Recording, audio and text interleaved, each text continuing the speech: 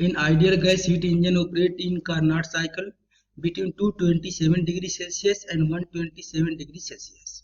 It absorbs 6 into 10 to the power 4 calorie of heat at higher temperature.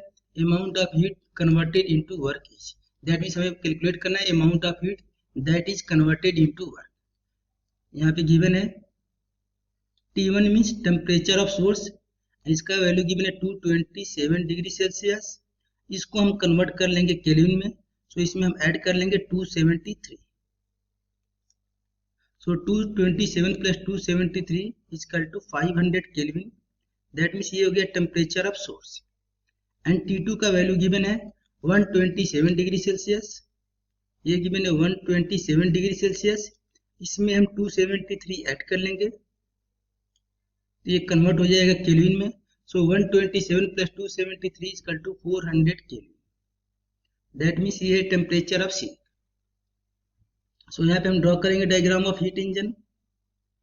इसको बोलेंगे source temperature T1 and यहाँ पे ये हो गया heat engine, then sink temperature T2.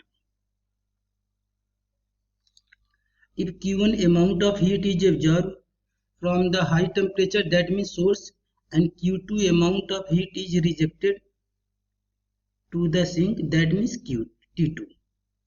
Then work output W is equal to Q1 minus Q2. And heat engine is a clockwise cycle.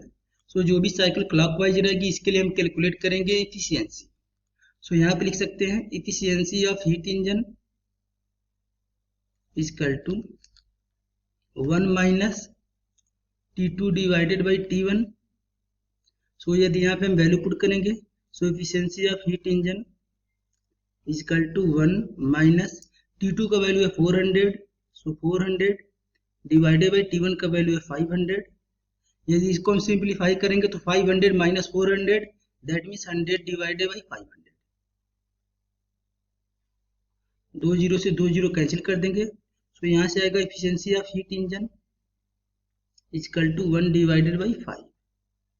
And we know that the efficiency of heat engine in terms of Q1, Q2 and W. So efficiency of heat engine in terms of work done and heat supply. So efficiency का formula होगा work output divided by heat input, that means Q1. And efficiency का value 1.5 हम calculate कर चुके हैं. तो यहाँ पे यदि हम वैल्यू पुट कर लेंगे एफिशिएंसी का value 1 divided by 5, work output का वैल्यू हमें कैलकुलेट करना है. एंड Q इन का value given 6 into 10 to the power 4 calorie. Q1 का वैल्यू गिवन है, सो यहाँ पे हम Q1 का वैल्यू पुट कर लेंगे 6 into 10 to the power 4 calorie. So यहाँ से W का वैल्यू हो जाएगा W is equal to 6 into 10 to the power 4 calorie divided by 5. तो यदि 6 को हम 5 से डिवाइड करेंगे तो ये डिवाइड होगा 1.2 time. That means work output is equal to 1.2 into 10 to the power 4 calorie. ये हो जाएगा हमारा आंसर. यदि यहाँ पे मैच करेंगे तो ऑप्शन नंबर डी मैच करेगा. That means correct option for the given question is option number D. Okay.